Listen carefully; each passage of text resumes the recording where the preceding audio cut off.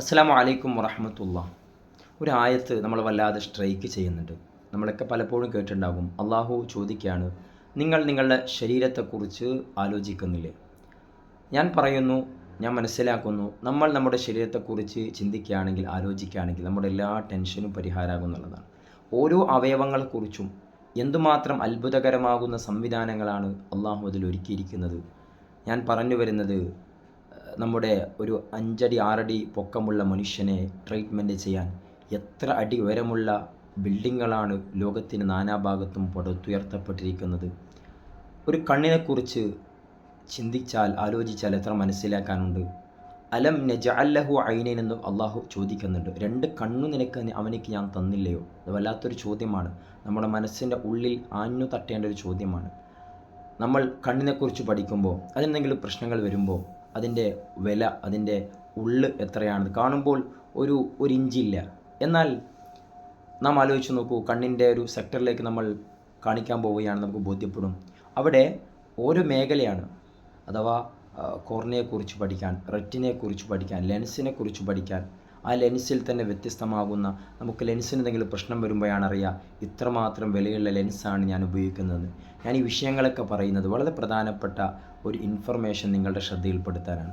നമുക്ക് ഹെൽത്തുമായി ബന്ധപ്പെട്ട ചില അറിവുകളുടെ കുറവ് കാരണം നമുക്ക് ചില തെറ്റുകൾ സംഭവിക്കാറുണ്ട്. എൻ്റെ ഒരു അനുഭവം നിങ്ങളുമായി ഷെയർ ചെയ്യാൻ ആഗ്രഹിക്കുകയാണ്. എനിക്ക് ഈ അടുത്ത് കണ്ണിൻ്റെ കാഴ്ചക്കൊരു പ്രശ്നക്കുറവ് വന്നപ്പോൾ ഞാൻ ഡോക്ടറെ കാണിച്ചു.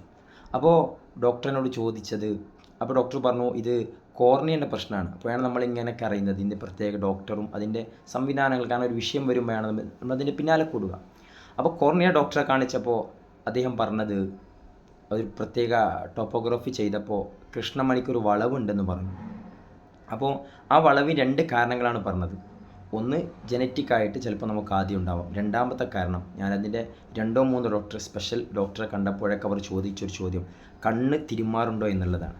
അപ്പോൾ ഞാൻ നിങ്ങളോട് ഷെയർ ചെയ്യാനുള്ള കാരണം, നമുക്കൊരു അലർജിയൊക്കെ വരുമ്പോൾ നമ്മൾ അലസത കാണിച്ച് നമ്മളത് കാണിക്കാതിരിക്കും. നമ്മൾ നല്ല സുഖമുള്ള പരിപാടി ആയതുകൊണ്ട് ഇങ്ങനെ തിരുമ്മിക്കൊണ്ടേയിരിക്കും. അപ്പോൾ ഈ തിരുമുമ്പോൾ സംഭവിക്കുന്നത്, നമ്മുടെ കോർണയ്ക്കൊരു വളവ് ഉണ്ടായിക്കഴിഞ്ഞാൽ നമ്മൾ കൃത്യമായി മനസ്സിലാക്കണം, അത് പിന്നെ നിവരുകയില്ല എന്നുള്ളതാണ്. പിന്നെ അതിൻ്റെ ഒരു സൈഡ് എഫക്റ്റ് എന്നുള്ളത് അത് വളഞ്ഞുകൊണ്ടേയിരിക്കും. ഇതൊക്കെ ഞാൻ മനസ്സിലാക്കുന്ന ഇപ്പോഴാണ്. അപ്പോൾ ഞാൻ ആരോടോ പറയേണ്ടത്, അതൊക്കെ ആദ്യം അറിഞ്ഞാൽ നമ്മളിതൊക്കെ ശ്രദ്ധിക്കുമായിരുന്നു. അപ്പോൾ ഇങ്ങനെ പല വിഷയങ്ങൾ, അപ്പോൾ ഞാനിത് നിങ്ങളുടെ ശ്രദ്ധയിൽപ്പെടുത്താനുള്ള കാരണം, നമ്മുടെ കണ്ണ് നമ്മുടെ ഒരു അശ്രദ്ധ കാരണം, ഇപ്പോൾ എനിക്ക് വന്നത് എങ്ങനെയാണെന്ന് അറിയില്ല. ഇപ്പോൾ എന്നോട് ചെറിയ സർജറി, ഒരു സിത്രിയാർ എന്ന് പറയുന്ന ഒരു സർജറി ഡോക്ടർ എന്നോട് സജസ്റ്റ് ചെയ്തിട്ടുണ്ട്. അപ്പോൾ പറഞ്ഞു വരുന്നത്, നമ്മുടെ അശ്രദ്ധ കാരണം ചിലപ്പോൾ എപ്പോഴാണിപ്പം ഡോക്ടർമാർ ചിലപ്പോൾ ചോദിക്കും, നിങ്ങൾ കണ്ണ് തിരുമ്മിയിട്ടുണ്ടോ? ചിലപ്പോൾ നമ്മുടെ നീണ്ട 10 25 30 വയസ്സിൻ്റെ ഇടയിൽ നമുക്ക് എപ്പോഴാണ് തിരുമ്മാൻ നമുക്ക് ഓർമ്മയില്ല. അപ്പോൾ അവർ പറയുന്നതിനൊരു മെയിൻ കോസസ് എന്താണ്? കണ്ണ് നമ്മൾ വല്ലാതെ റബ്ബ് ചെയ്യുന്നതാണ്. അപ്പോൾ നമ്മൾ ഈ വിഷയം മനസ്സിലാക്കണം.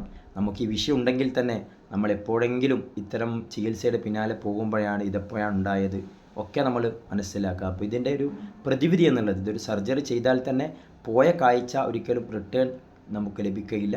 ഇത് ചെയ്തിട്ടില്ലെങ്കിൽ പിന്നെയും വളവ് ഉണ്ടായിക്കൊണ്ടേയിരിക്കും എന്നുള്ളതാണ്. ഇത് പലർക്കും അറിയായിരിക്കും, അറിയാത്തവരുണ്ടാവാം, അതുകൊണ്ടാണ് നിങ്ങൾ ശ്രദ്ധയിൽപ്പെടുത്തുക. അപ്പോൾ ഞാനിത് പറഞ്ഞത് എൻ്റെ വിഷയം പറയാനല്ല, ഇങ്ങനെ നമ്മുടെ കണ്ണിൽ എന്തുമാത്രം സംവിധാനങ്ങളാണ്, കണ്ണിനെക്കുറിച്ച് തന്നെ കണ്ണിൻ്റെ ഉള്ളിൽ എന്തുമാത്രം അത്ഭുതങ്ങളാണ്. അങ്ങനെ ധാരാളം. ഞാൻ ഈ ഒരാളെ കണ്ടപ്പോൾ അദ്ദേഹം പറഞ്ഞത് കണ്ണുനീരിന് ബ്ലോക്കാണെന്നാണ്. ആലോചിച്ച് നോക്കൂ, നമ്മുടെ കണ്ണിൽ കണ്ണുനീര് വരുന്നില്ലെങ്കിൽ എന്തായിരിക്കും അവസ്ഥ? നമുക്കത് സുലഭമായി വരുന്നതുകൊണ്ട് നമുക്കതൊരു വിഷയമായി തോന്നുന്നില്ല. കണ്ണിൽ കണ്ണുനീര് വരാത്തൊരവസ്ഥ, കണ്ണാകെ ഡ്രൈ ആയി പൊട്ടിപ്പോകുന്ന അവസ്ഥ ഉണ്ടാകും. അപ്പോൾ അതിന് ട്രീറ്റ്മെൻറ്റുമായി അദ്ദേഹം മുന്നോട്ട് പോയപ്പോൾ ഡോക്ടർ പറഞ്ഞത് കണ്ണിലേക്ക് വരുന്ന നരമ്പിന് ബ്ലോക്കാണെന്നുള്ളതാണ്. അപ്പോൾ ഇത്രയും നമ്മൾ കാണാത്ത വലിയ അത്ഭുതങ്ങളുടെ കലവറയാണ് കണ്ണ് എന്ന് നാം ആലോചിക്കുമ്പോൾ ബാക്കിയുള്ള അവയവങ്ങൾ എത്ര. ഇത്രയും സുഖകരമായ കണ്ണ് നമുക്കുണ്ടെങ്കിൽ, നമ്മൾ ഈ ലോകത്തെ വലിയ ഭാഗ്യവാനാണെന്ന ചിന്ത നമുക്കുണ്ടെങ്കിൽ നമുക്കെങ്ങനെ സങ്കടപ്പെടാൻ പറ്റുമെന്നുള്ളതാണ്. അപ്പോൾ ഒന്നുകൂടെ അള്ളാഹുവിൻ്റെ വചനം നമ്മൾ ഓർക്കണം, കണ്ണുകൊണ്ട് കാണേണ്ടത് മാത്രം കാണുക. കണ്ണിന് നമുക്ക് അള്ളാഹു തന്ന കഴിവാണ് ചിമ്മാനുള്ള കഴിവ്, പൂട്ടാനുള്ള കഴിവ്. കാണാൻ പറ്റാത്തതാണെങ്കിൽ അത് നമ്മൾ താഴ്ത്താനും നമ്മൾ ശ്രദ്ധിക്കണം. ആ ഒരു അനുഗ്രഹത്തിന് നന്ദിയുള്ളവരായി തീരാൻ നമുക്ക് സാധിക്കേണ്ടതുണ്ട്. പടച്ച റബ്ബ് തൗഫീഖ് ചെയ്യട്ടെ.